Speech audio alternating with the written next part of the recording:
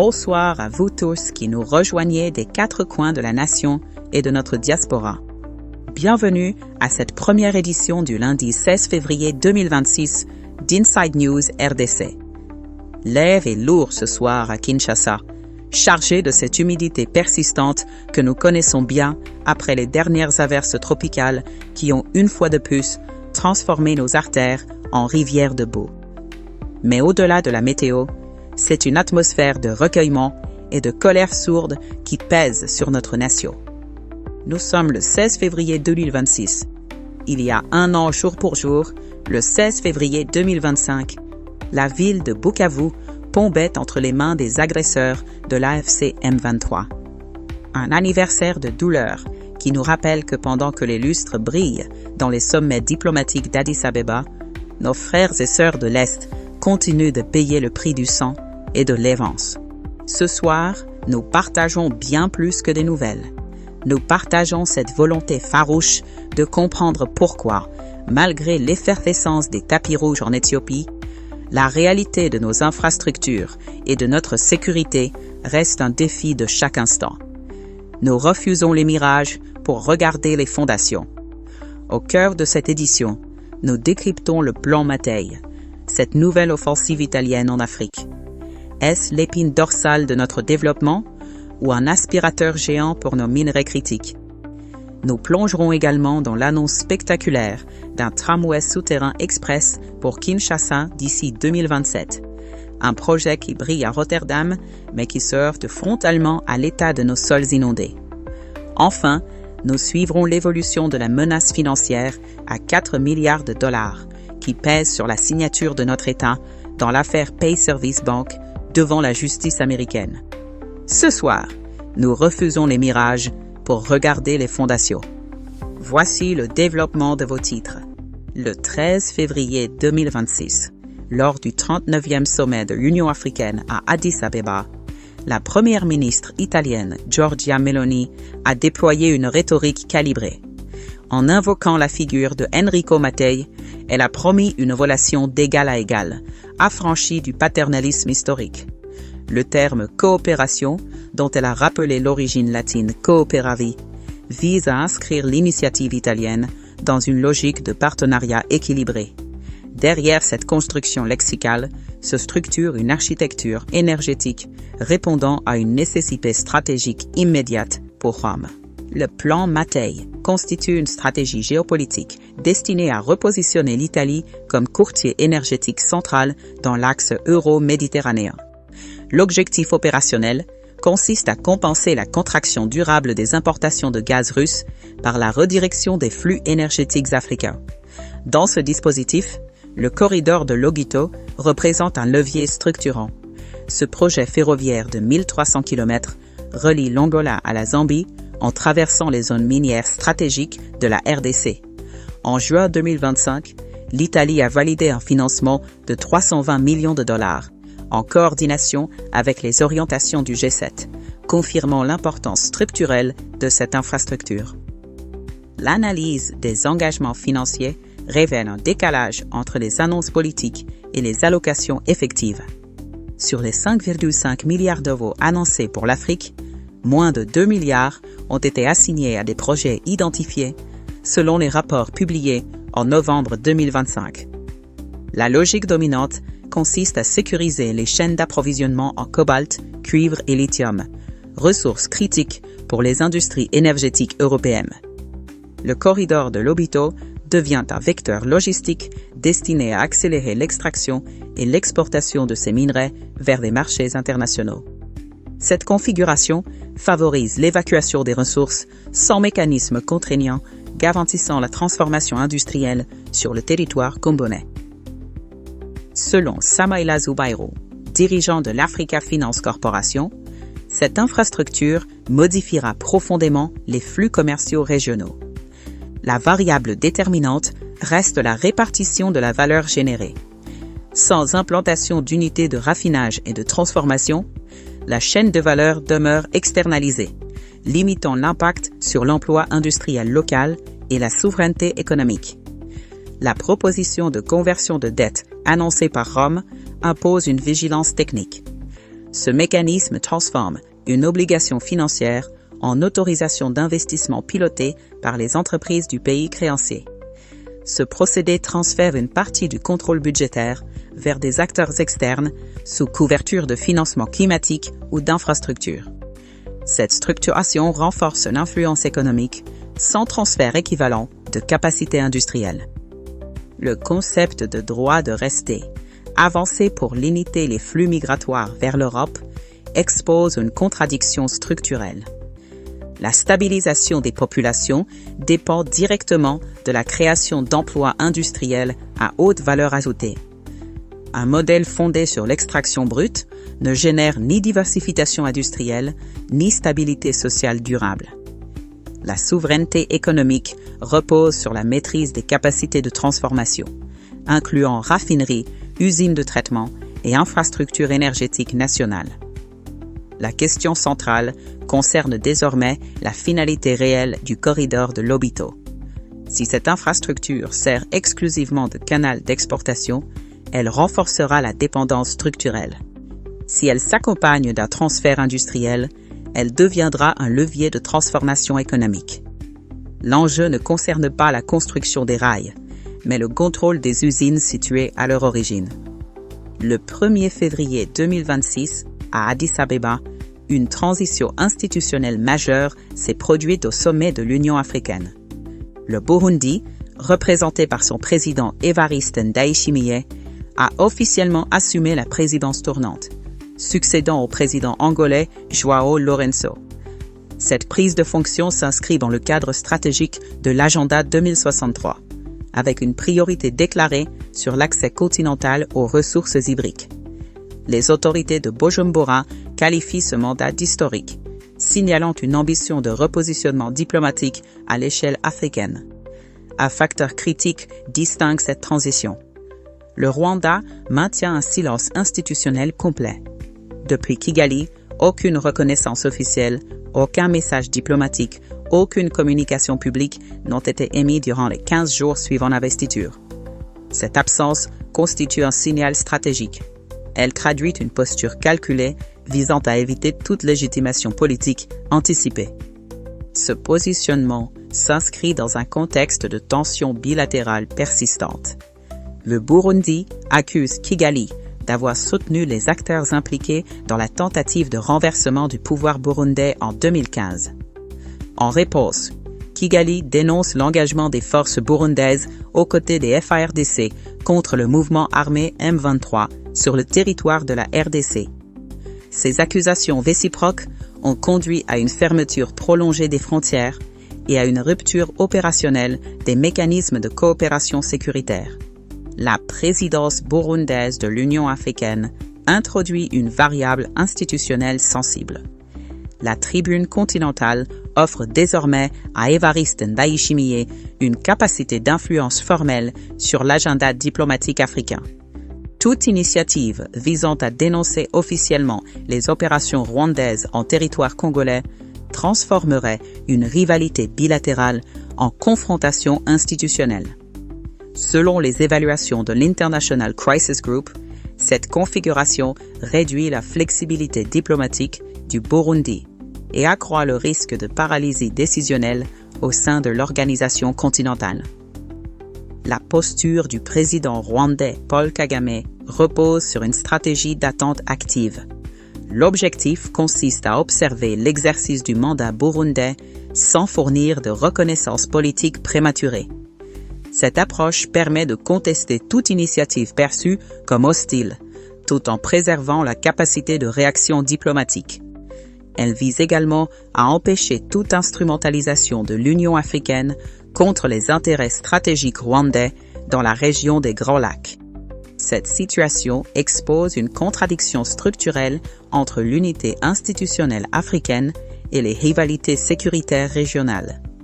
La stabilité de l'Est de la RDC dépend désormais de l'équilibre entre l'autorité institutionnelle du Burundi au sein de l'Union africaine et la capacité du Rwanda à maintenir sa position stratégique sans escalade ouverte.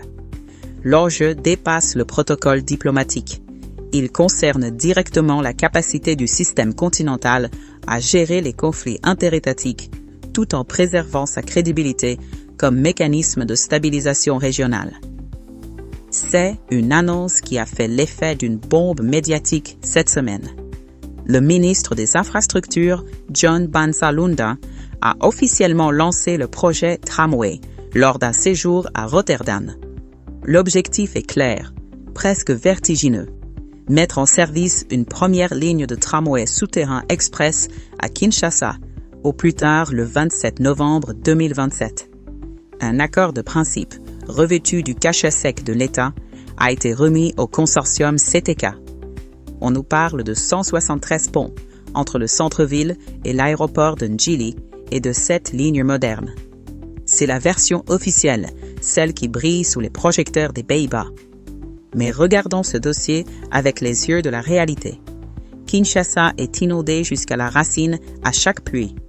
Comment oser construire sous terre quand on ne sait pas gérer l'eau en surface? Passons ce projet au test de réalité. Est-il sérieux de promettre des rames souterraines alors que nos collecteurs d'eau sont bouchés et que nos quartiers s'enfoncent dans la boue dès la première averse? Le gouvernement prétend que le projet intégrera des systèmes de drainage innovants pour lutter contre les inondations.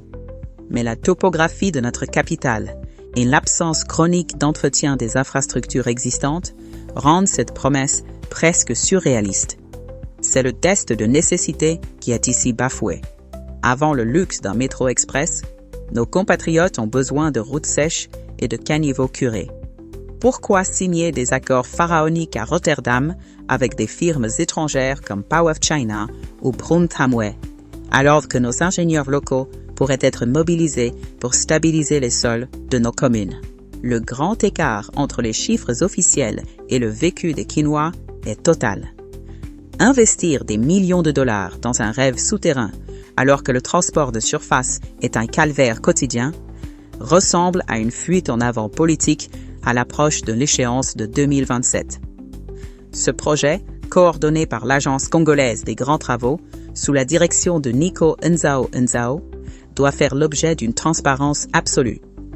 L'usage des fonds publics vers de tels mirages hydrauliques, alors que le pays manque de l'essentiel, pose la question de la gestion de nos finances. Nous ne pouvons pas accepter que l'on dessine des lignes sur une carte alors que nos mamans perdent leurs marchandises dans les eaux de pluie chaque semaine.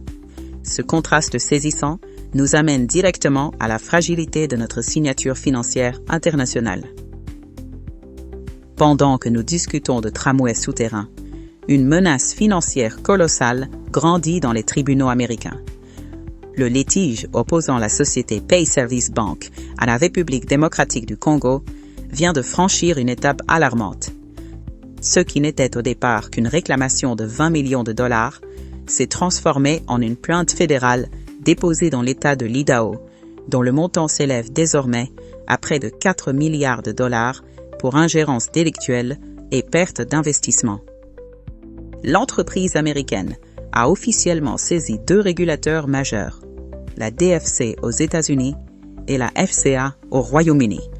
Le 13 janvier dernier, le ministère du Portefeuille avait pourtant qualifié l'opération d'entreprise frauduleuse, affirmant que PayService n'avait jamais détenu de licence bancaire officielle, mais la firme contre-attaque en affirmant détenir une approbation écrite du cabinet du président Félix Tshisekedi. Cette internationalisation du dossier transforme un simple différend commercial en un risque de conformité internationale majeur pour notre pays. Si la DFC, qui supervise les investissements stratégiques américains, commence à douter de notre respect des engagements contractuels, c'est tout le financement du corridor de Lobito et d'autres projets d'envergure qui pourraient être gelés. Les 4 milliards réclamés représentent une hypothèque sur notre avenir. Sans une sécurité juridique inattaquable et des réformes internes crédibles, nos ambitions de grandeur diplomatique resteront bridées par des contentieux judiciaires coûteux dans l'Idaho ou à Londres. Cette affaire démontre que la crédibilité de l'État ne se négocie pas seulement dans les sommets, mais se défend chaque jour par la rigueur de nos contrats. La menace sur la signature de la RDC est réelle et elle exige une réponse plus solide qu'un simple communiqué de déni. le sommet d'Addis Abeba n'a pas été qu'une suite de discours, mais le théâtre de rencontres bilatérales intenses pour notre sécurité nationale. Le président Félix Tshisekedi a eu un tête-à-tête crucial avec son homologue angolais João Lourenço le 15 février. L'urgence absolue est l'opérationnalisation du mécanisme de surveillance du cessez-le-feu signé à Doha en octobre 2025. Sur le terrain, nos populations attendent une cessation effective et contrôlée des hostilités, loin des promesses de papier. Avec Cyril Ramaphosa, l'enjeu était le retrait progressif du contingent sud-africain de la MONUSCO. Cette transition est périlleuse. Elle impose à nos propres forces de monter en puissance pour ne pas laisser de vide sécuritaire que l'agresseur s'empresserait d'occuper. Enfin, la création d'une commission mixte avec le Mozambique, décidée avec le président Daniel Francisco Chapo, montre une volonté de mutualiser nos efforts contre le terrorisme qui frappe aussi bien l'est de la RDC que le Cabo Delgado. Cette diplomatie de terrain est une nécessité vitale, mais elle ne pourra porter ses fruits que si nos forces armées reçoivent les moyens de leur souveraineté. Comment espérer une paix durable si les accords de Doha restent lettre morte pendant que l'ennemi renforce ses positions? Dans les couloirs du ministère du Budget à Kinshasa, une révolution silencieuse mais exigeante est en marche. La rencontre entre le vice-premier ministre Adolphe Muzito et la déléguée du FMI Amina Bambara-Bila marque une accélération de la transition vers le budget programme. Ce n'est pas un simple changement de vocabulaire technique, mais un passage d'une logique de moyens à une logique de résultats. Désormais, chaque franc congolais dépensé doit être justifié par une cartographie administrative précise et des objectifs de performance mesurables. Pendant 2 semaines, des ateliers ministériels vont passer au crible la digitalisation des programmes pour s'assurer qu'ils répondent aux standards internationaux de transparence. L'objectif est de regagner la confiance des bailleurs de fonds et de mettre fin aux circuits opaques. Mais une question demeure. Cette rigueur imposée par le FMI permettra-t-elle enfin d'améliorer le coût de la vie pour nos compatriotes ou restera-t-elle un simple exercice comptable pour satisfaire Washington? La réussite de cette réforme est la condition sine qua non pour que la dépense publique serve enfin le développement et non les intérêts de quelques-uns. Sur un terrain où la passion rencontre la loi, notre nation vient de remporter une victoire administrative qui résonne comme un acte de souveraineté. Ce lundi 16 février, la FIFA a officiellement rejeté la plainte du Nigeria concernant l'éligibilité de 9 de nos joueurs binationaux. Les Super Eagles espéraient un repêchage en contestant la validité de nos passeports et le respect de notre législation sur la nationalité après leur défaite en novembre dernier. Mais l'instance mondiale a tranché. La FECOFA a scrupuleusement respecté les procédures internationales. Cette décision valide le professionnalisme de notre administration sportive et confirme que nos léopards gagneront leur place au Mondial 2026 par le talent, et non par des manœuvres de bureau. C'est une question de respect pour nos institutions nationales. Cette victoire juridique, saluée par le capitaine Chancel Memba, doit maintenant nous encourager à appliquer la même rigueur administrative dans tous les secteurs de l'État. Si nous pouvons être irréprochables face à la FIFA, pourquoi ne pas l'être face aux défis sociaux qui nous attendent? Terminons ce journal avec nos brèves. Information aussi importante pour la nation. La situation sanitaire à la prison centrale de Makala est devenue une tragédie nationale, avec une épidémie de choléra qui a déjà coûté la vie à 5 de nos compatriotes. Face à cette hécatombe, dans un établissement qui accueille plus de 11 000 détenus pour une capacité de 1500, le ministre Guillaume Ngefa a pris une décision radicale ce 14 février. Suspendre toute nouvelle admission de prisonniers jusqu'à nouvel ordre. Cette mesure d'urgence s'accompagne d'une limitation stricte des visites pour freiner la propagation. C'est un cri d'alarme sur l'état de notre système carcéral où la promiscuité et la malnutrition deviennent des sentences de mort avant même tout jugement. À Kinshasa, la gestion des déchets ménagers entre dans une phase de rigueur extrême, sous l'impulsion de la Regedec. Dès le 2 mars, des contrôles systématiques seront lancés dans la commune pilote de Gombe. Les ménages et entreprises devront se soumettre au tri sélectif obligatoire. Sac jaune pour l'organique, bleu pour l'inorganique et transparent pour le plastique. Les autorités préviennent, des sanctions sévères et des interpellations par la police sont prévues pour ceux qui ne signeraient pas de contrat avec des prestataires agréés. C'est un test de civisme pour notre capitale qui étouffe sous les immondices. Dans la province de la Chopo, une lueur de modernisation apparaît avec l'acquisition de 600 lampadaires pour l'éclairage public des chefs-lieux, notamment à Banalia et Bafouassende. Le gouverneur Paulin Lendongolia Libabonga affirme que ce projet Chopo Mosala vise à renforcer la sécurité nocturne et à dynamiser l'économie rurale. En parallèle, la ville de Kisangani vient de se doter d'un hôpital ultramoderne de 80 lits, équipé pour l'endoscopie et la neurochirurgie. Cette structure, inaugurée le 14 février, devrait limiter les évacuations médicales coûteuses vers l'étranger et offrir des soins de qualité à nos compatriotes du Grand Nord.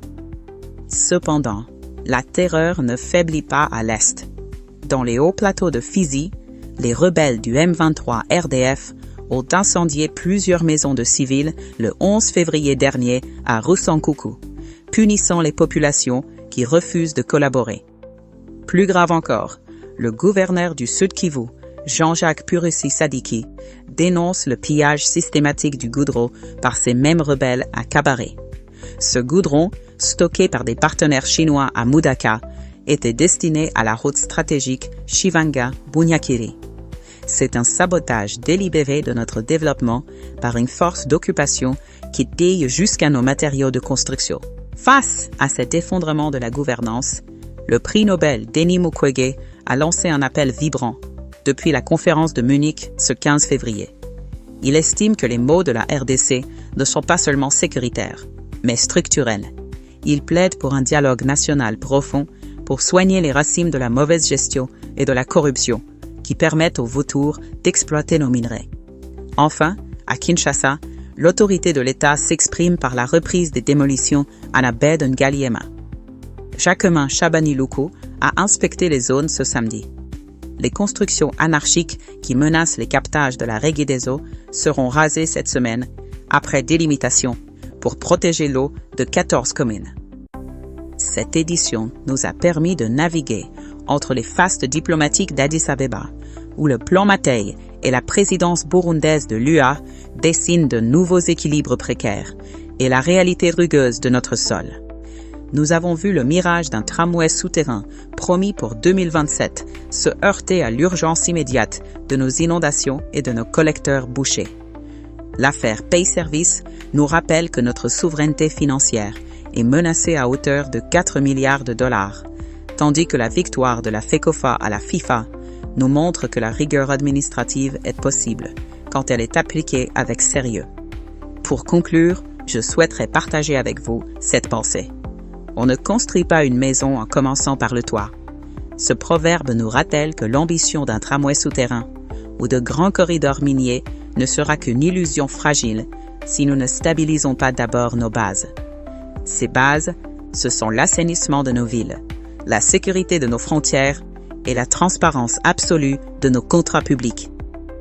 La prévoyance n'est pas un luxe, c'est la mère de notre souveraineté nationale. Je vous invite à prolonger cette réflexion en visionnant notre dernier épisode d'Inside News Review, intitulé « Kinshasa, la République des démolitions », disponible sur notre chaîne YouTube. Ce dossier explore les dessous de ces opérations nécessaires, mais douloureuses pour l'urbanisme de notre capitale. Que la paix et la justice habitent nos cœurs et protègent chaque centimètre de notre territoire. Que Dieu bénisse la République démocratique du Congo. Je suis Soraya et je vous donne rendez-vous demain pour notre prochaine édition.